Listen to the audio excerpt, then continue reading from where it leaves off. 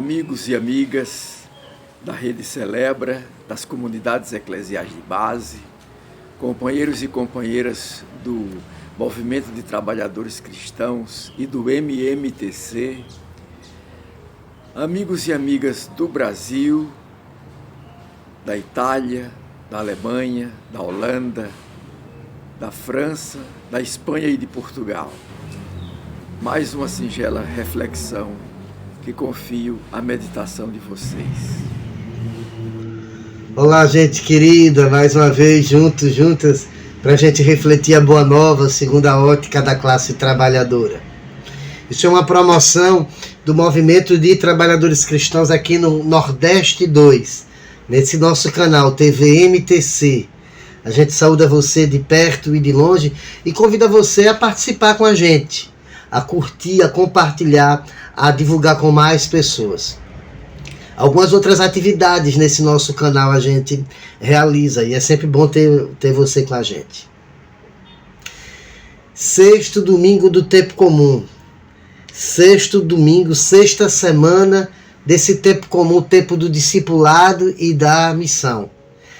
E domingo de carnaval, em muitos lugares a gente está na maior festa. Eu sou de Recife, então vocês já percebem que eu já estou uniformizado.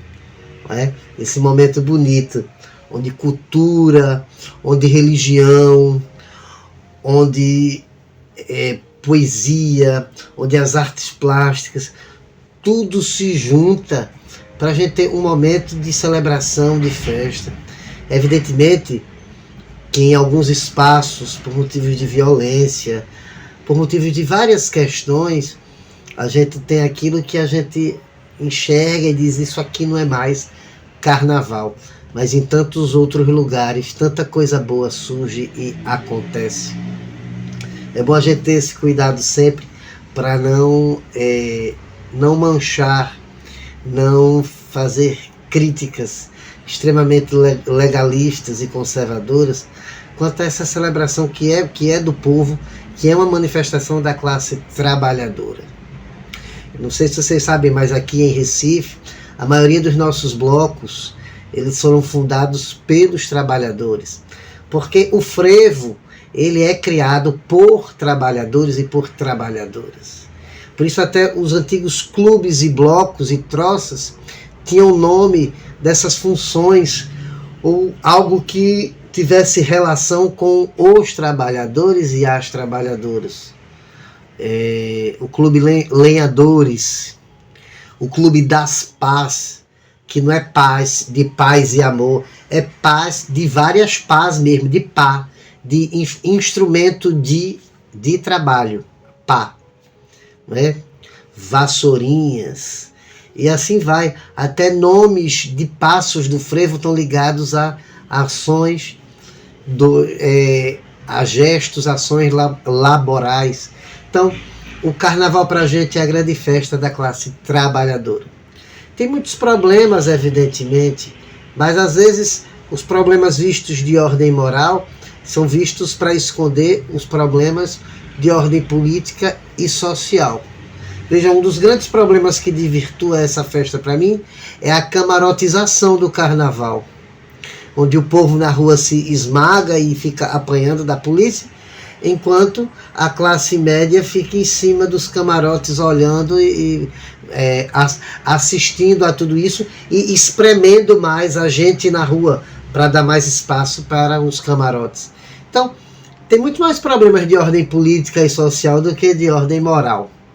Enquanto isso, a gente fica com aquele que fez aniversário esses dias. Dia 7 de fevereiro, foram os 117 anos de Dom Helder Câmara, o bispo da justiça, o bispo da paz, o bispo do carnaval. O bispo que nasceu numa terça-feira de carnaval e que sempre gostou do carnaval, sempre disse, brinque meu povo querido, brinque. É possível a gente botar um pouco de cor nas lutas da vida. Então, de antemão eu desejo um feliz carnaval para todos e todas. Com muita saúde, com muita música, com muita festa, com muita poesia, com muita fantasia, com muita cor. Não para a gente esconder a vida, É o contrário. É para a gente lembrar que a vida da gente presta. É para a gente lembrar que isso não é pão e circo. Isso é celebração, isso é vida, para lembrar a gente o quanto é importante continuar vivendo e lutando. Como diz um carnavalesco que eu gosto muito, Alexandre Simas, a festa, ela não é uma alienação. É nas frestas da vida que surge a festa. A festa surge das frestas. E isso é importante para a gente, enquanto trabalhadores e trabalhadoras. Dito isso, para desejar um bom carnaval a todo mundo, de preferência com muito frevo mesmo, vamos para a nossa reflexão da 6ª semana do tempo do discipulado e da missão. O evangelho desse domingo é o evangelho tirado de Mateus, capítulo 5, do 17 ao 37. É um pouco longo. Mateus 5, do 17 ao 37. Vamos prestar bastante atenção nele, tá bom? Buscai primeiro o reino de Deus e a sua justiça, e tudo mais vos será acrescentado. Aleluia, aleluia. Mateus 5, do 17 ao 37. Jesus diz às multidões: não penseis que vim abolir a lei e os profetas. Não vim para abolir, mas para cumprir. Em verdade eu vos digo, antes que o céu e a terra deixem de existir, nenhuma só letra ou vírgula serão tiradas da lei, sem que tudo aconteça. Portanto, quem desobedecer a um só destes mandamentos, por menor que seja, e assim ensinar os outros, será considerado o menor no reino dos céus. Porém, quem os praticar e ensinar será considerado grande no reino dos céus. Eu vos digo, se vossa justiça não for maior que a dos escribas e dos fariseus, não entrareis no reino dos céus. Ouvistes o que foi dito aos antigos: não cometerás homicídio. Quem cometer homicídio deverá responder no tribunal. Ora, eu vos digo, todo aquele que tratar seu irmão com raiva deverá responder no tribunal. Quem disser ao seu irmão imbecil deverá responder perante o sinédrio. Quem chamar seu irmão de louco poderá ser condenado ao fogo do inferno. Portanto, quando estiveres levando a tua oferenda ao altar e ali te lembrares que teu irmão tem algo contra ti, deixa a tua oferenda diante do altar e vai primeiro reconciliar-te com teu irmão.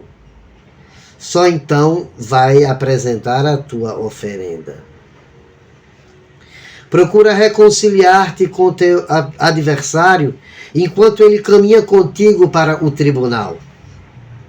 Senão, o adversário te entregará ao juiz, o juiz te entregará ao oficial de justiça e tu serás jogado na prisão. Em verdade te digo, dali não sairás enquanto não pagares o último centavo. Ouvistes que foi dito: não cometerás adultério. Ora, eu vos digo, todo aquele que olhar para uma mulher com o desejo de possuí-la, já cometeu adultério com ela em seu coração. Se teu olho direito te leva à queda, arranca-o e joga para longe de ti. De fato, é melhor perderes um de teus membros do que todo o corpo ser lançado ao inferno. Se a tua mão direita te leva à queda, corta e joga para longe de ti. De fato é melhor perderes um de teus membros do que todo o corpo ir para o inferno. Foi dito também, quem despedir sua mulher, dele um atestado de divórcio. Ora, eu vos digo, todo aquele que despedir sua mulher, fora o caso de união ilícita, faz com que ela se torne adúltera. E quem se casa com a mulher que foi despedida, comete adultério. Ouvistes também que foi dito aos antigos, não jurarás falso, mas cumprirás os teus juramentos feitos ao Senhor. Ora, eu vos digo, não jureis de modo algum, nem pelo céu, porque é o trono de Deus, nem pela terra, porque é o apoio dos seus pés, nem por Jerusalém, porque é a cidade do grande rei. Também não jures pela tua cabeça, porque não podes tornar branco ou preto um só fio de cabelo. Seja o vosso sim, sim, e o vosso não, não. O que passa disso vem do maligno. Palavra da salvação. Glória a vós, Senhor. É um texto forte, né, gente? Um texto forte. Esse texto, ele é forte e por isso exige cuidado, para não cair nas mãos dos fundamentalismos. Porque esse texto, sim, é uma grande posição contra os fundamentalismos. Esse texto não está solto, isolado. Ele é uma continuação dos 2 domingos atrás. A quem é dirigido isso? Aqueles e aquelas a quem Jesus chama de bem-aventurados. Diante de todas as dificuldades, diante de todas as situações, vocês são bem-aventurados, porque ajudam a construir o reino de Deus. E como bem-aventurados e bem-aventuradas, qual é a nossa missão? É salgar o nosso cantinho aqui, o nosso espaço. É iluminar onde eu estou aqui no meu cantinho? Não. É salgar o mundo. É iluminar toda a vida. Aonde a gente estiver nas nossas comunidades, ser sal da terra e luz do mundo. E a partir disso, Jesus coloca questões muito fortes. Jesus fala de lei. Ora, Jesus não fala de legalismo. Um dos maiores antídotos contra o legalismo é a lei. Porque é o cuidado com a lei, com esse construto coletivo, que ajuda a gente a garantir que o legalismo não tome conta. Ora, se a gente tem uma lei, um exemplo, se a nossa lei nos garante Estado laico, diversidade religiosa, e um Estado que não se baseie por uma única religião, o que sai disso dentro da moral religiosa que quer tomar conta do nosso Congresso Nacional não é lei, é legalismo. A gente precisa estar com os olhos bastante abertos para isso. Jesus diz, não vim abolir a lei, vim para cumpri-la. Vocês não pensem que eu vim destruir a lei. Porque o que é cumpri-la? O que é torná-la plena? O que é a plenitude da lei? Não é olhar para a lei lá no papel e dizer assim, agora vocês cumpram. A gente aqui que é classe média, a gente que é a classe política desse país, a gente não cumpre não. Mas pobre tem que cumprir. Não cumpriu é cadeia. Isso não é a lei não. A plenitude da lei é a sua função.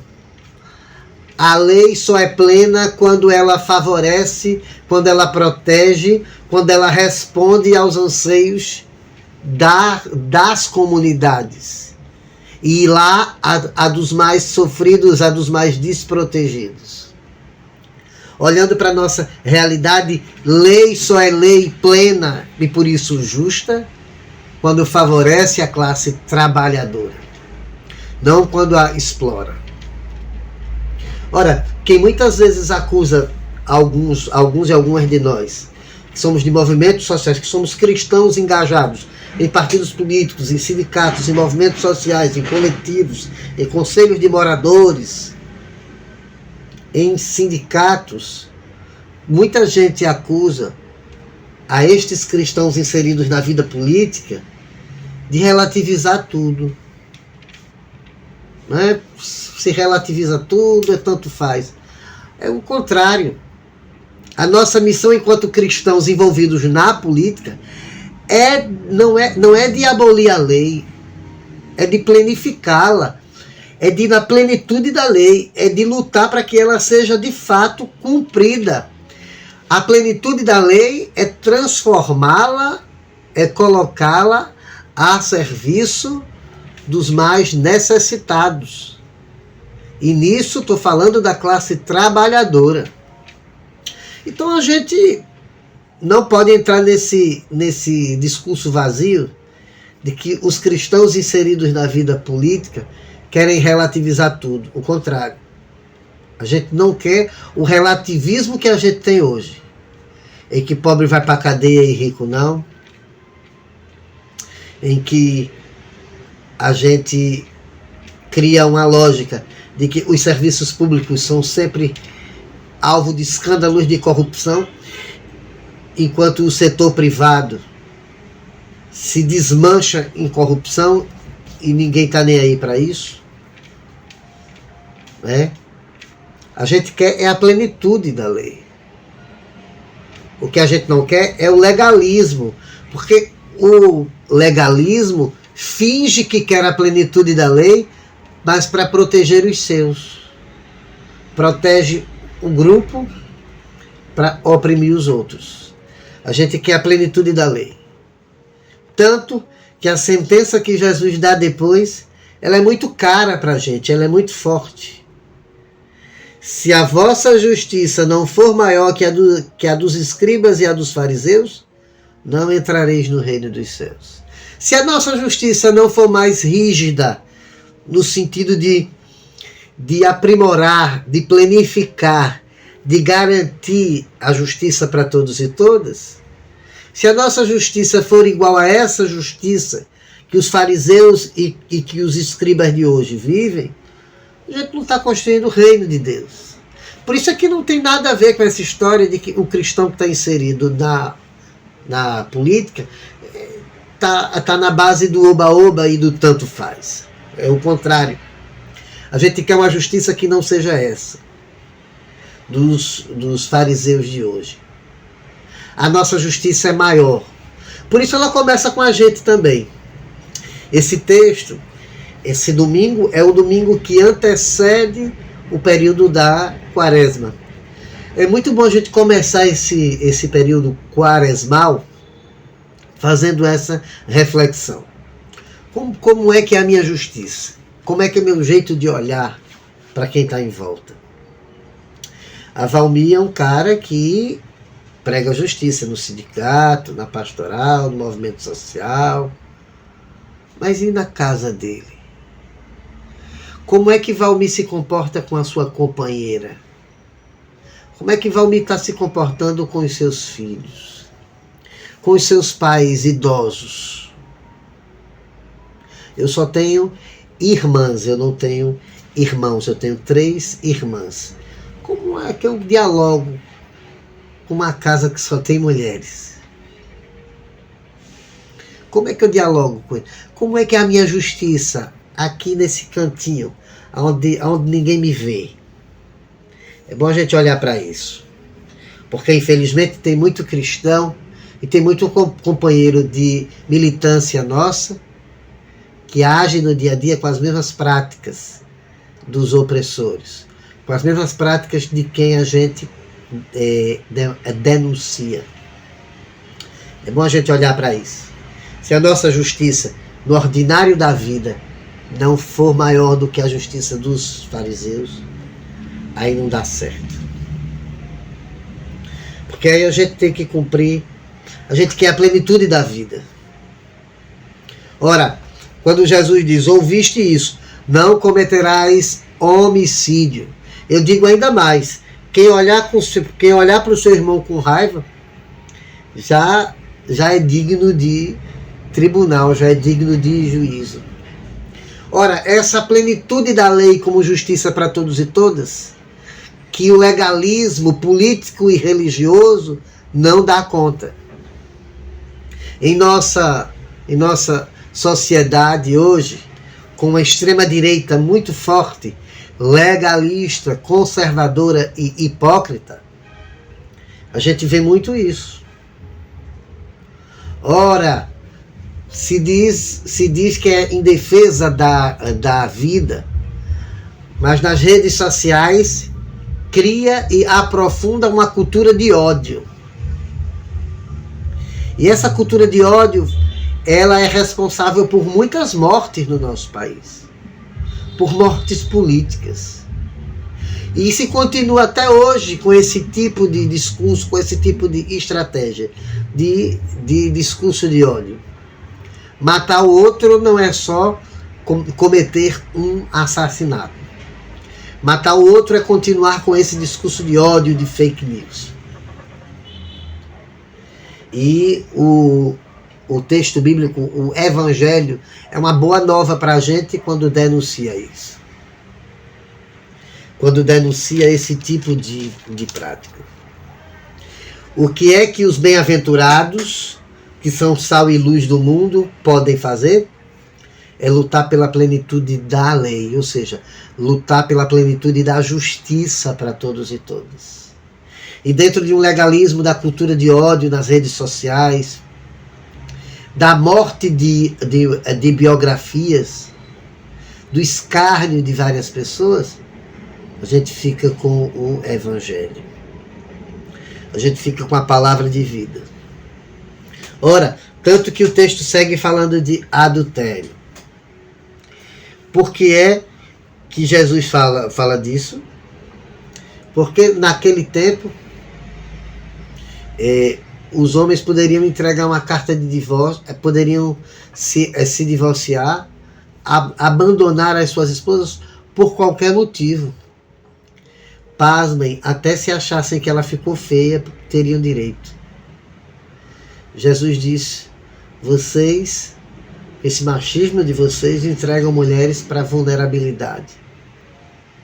Então tenham coragem apenas de assumir, assinem uma carta de divórcio, que coloquem vocês como responsáveis pela situação em que vocês deixaram. Ora, isso é um embrião, isso é um comecinho daquilo que no reino de Deus, no diálogo de Jesus, ele está fazendo paulatinamente para nos ajudar a dialogar, a entender e a refletir sobre a dignidade da mulher nas nossas igrejas, nas nossas comunidades, nas nossas casas e na sociedade. Jesus vai olhando para isso e ajudando a gente a entender isso, para que a gente corte esse tipo de legalismo. E Jesus arremata esse texto com aquilo que hoje é mais usado dentro dessa cultura do legalismo religioso e político. Não jures em falso, não jurarás falso. Ora, eu vos digo, não jures pelo céu, porque é o trono de Deus. Não jures pela terra, porque é o apoio de seus pés. Não jure nem por Jerusalém. Ora, não use o nome de Deus em vão para as suas juras. Parem com esse discurso maldito de Deus acima de tudo, um discurso fascista, que coloca Deus acima de tudo como se Deus não olhasse para nós. Nas nossas celebrações, quando o padre nos saúda, quando ele nos lembra, o Senhor esteja convosco, a gente não diz ele está acima de nós. A gente diz ele está no meio de nós, presente na nossa história, presente na nossa vida, presente nas nossas lutas. É dentro desse contexto que a gente precisa pensar. Nesse 6º domingo do tempo do discipulado e da missão, a grande mensagem é: os bem-aventurados lutam contra todo tipo de legalismo religioso e político. Nós lutamos pela plenitude da lei, que é justiça para a classe trabalhadora. Por isso eu queria citar duas coisas de forma rápida, mas que essa semana estão muito fortes. Esse legalismo que eu falo, ele ajuda a esconder um grupo, a proteger um grupo e oprimir o outro. É isso que essa semana está muito forte em várias discussões sobre o fim da escala 6x1. A extrema-direita do nosso país está se organizando para interromper essa luta. E com um discurso muito meloso de romantização dessa escala. A gente precisa ir para a rua e para as nossas comunidades, ajudar os nossos irmãos e irmãs, para a gente não passar pelo que a Argentina está passando neste momento com um governo fascista e de ultradireita, com o fim dos direitos trabalhistas, com o fim dos direitos dos trabalhadores e das trabalhadoras. A gente não pode arredar o pé da luta pelo fim da escala 6x1. Isso é um exemplo do legalismo coletivo que a gente tem que combater. Mas há uma outra questão que eu confesso a você que há um dia atrás isso me tomou um dia, pensando, refletindo e tendo muito cuidado para não cair num discurso de ódio também. Tendo muito cuidado para não deixar que as emoções transformem a reflexão em bile, em ódio mesmo. Olhe, nesses últimos dias, um caso em que um homem, por causa de uma suposta traição de sua esposa, matou os 2 filhos para se vingar dela. Veja que o homicídio, veja que o feminicídio não é só da mulher diretamente, mas da sua história. E é lógico que choveu um número 1000 de pastores e de lideranças e de cristãos e cristãs dizendo que essa mulher errou, que a culpa foi dela, porque a traição é que abre portas para a morte. Primeiro, há de se pensar que ninguém conhece o contexto daquela relação. Se já estavam separados, se ela pediu divórcio e ele não aceitava de jeito nenhum, se havia violência naquele contexto. Ninguém sabe. Mas a corrida para dizer que ela é uma traidora foi enorme. O único caso concreto que a gente tem é onde o ego é maior do que qualquer coisa. E os filhos são uma espécie de patrimônio, de objeto, de posse, assim como a mulher, são objetos de posse onde eu posso lançar a mão deles a qualquer momento para me vingar. Ora, durante essa situação, vários do legalismo moral e religioso criaram formas de ir em defesa disso. Ora, mas assassinato não é assassinato? Esse crime, ele pode ser relativizado por uma suposta traição? E uma das frases que eu mais ouvi é: a traição leva sempre à morte. A morte de quem? Porque os homens traem de forma escandalosa. E até agora eu não vi ninguém morrer por causa disso. Mas as mulheres recebem a sentença de morte. Eu fico pensando numa coisa, sabe, gente? Eu tenho 2 filhos.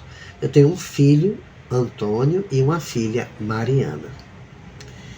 Eu fico pensando, que eu estou criando as minhas crianças em uma sociedade onde, se o meu filho trair a esposa, ele será perdoado. No grupo de amigos deles, ele será visto como o garanhão, aquele que pega geral. A mulher pode, em nome da edificação do seu lar, que é um discurso religioso muito sério, muito complicadíssimo, pode perdoá-lo e ele vai refazer a vida dele. E ao mesmo tempo, a minha filha, se ela errar, se ela cometer algum erro, ela pode ser morta ou pode morrer em vida vendo seus filhos mortos. Essa é a sociedade onde a lei é plena, onde há justiça para todo mundo, onde esse patriarcalismo impera. É só isso que acontece. E o que é que nos cabe como cristãos e cristãs, que entendemos o papel do reino de Deus no combate ao machismo? Nos cabe entender que, como cristãos e cristãs, a gente precisa ir com uma boa nova, nas nossas comunidades, lutar contra o machismo, contra o feminicídio, contra toda forma de violência. Senão a gente vai continuar vendo o que a gente vê nesse texto. Homens que não são responsabilizados pelo abandono e pela violência que cometem com as mulheres. Jesus inicia isso nesse diálogo, responsabilizando-os. Assinem vocês, publicamente, que vocês é que abandonam a toda sorte as nossas mulheres, as nossas irmãs e companheiras. Assumam vocês. A gente precisa entrar de cheio nessa luta. Senão a gente começa a sair desse discipulado. A mensagem desse tempo, desse domingo, do discipulado e da missão é: quem entra no reino de Deus não está relativizando as leis, muito menos está entrando na lógica do legalismo, que é a plenitude da lei, a plenitude da justiça. Vida, paz para todo mundo. Por isso é que o nosso sim deve ser sim e o nosso não deve ser não. Nas lutas coletivas, mais gerais, a gente deve dizer não à escala 6:1, como nas lutas que afligem a cada casa, a cada mulher. Dizer não ao machismo, dizer não a todo tipo de violência. Eu comecei falando sobre o Dom Helder, sobre o carnaval. Essa semana a gente está em festa ainda pelo seu nascimento, há 117 anos. Vamos lembrar do Dom Helder nessa nossa caminhada também por paz. Vamos lembrar desse texto bíblico dizendo: se a vossa justiça não for maior do que a justiça dos fariseus, não serve para nada. Ou seja, a nossa justiça precisa ter uma outra forma de pensar e agir. E nós, enquanto classe trabalhadora, a gente poderia dizer, a gente poderia chamar isso de consciência de classe. Se a gente não tiver consciência de classe, a nossa justiça vai ser igual a essa justiça que está aí fora. Se a gente não tiver consciência de classe, a nossa justiça não vai ser maior dos que estão lá na Faria Lima e querem que a gente trabalhe em escala 7x7, não é nem 6x1. Isso nos faz lembrar do nosso irmão querido Paulo Freire. Se a gente não tiver consciência de classe, se a nossa justiça não for maior do que a dos fariseus, o sonho do oprimido será sempre ser opressor. Não só nas grandes coisas, mas no nosso micropoder, na nossa casa, na nossa família. Vamos cuidar disso durante essa semana, para a gente entrar em uma quaresma mais autêntica, com mais consciência de classe, mais senso de justiça. Eu concluo a nossa reflexão com a oração do cristianismo de Santa Catarina de Sena, Oração à Trindade. Espírito Santo, venha ao meu coração e atraí-me a ti pelo teu poder. Dá-me caridade e temor. Cristo, livra-me de todo mau pensamento e aquece-me com teu ardentíssimo amor. Meu Pai Santo e bondoso, meu Senhor, ajuda-me em todo o trabalho. Amém. Uma boa semana para todos e todas, um bom carnaval, muita festa, muita saúde, muita segurança e muita paz.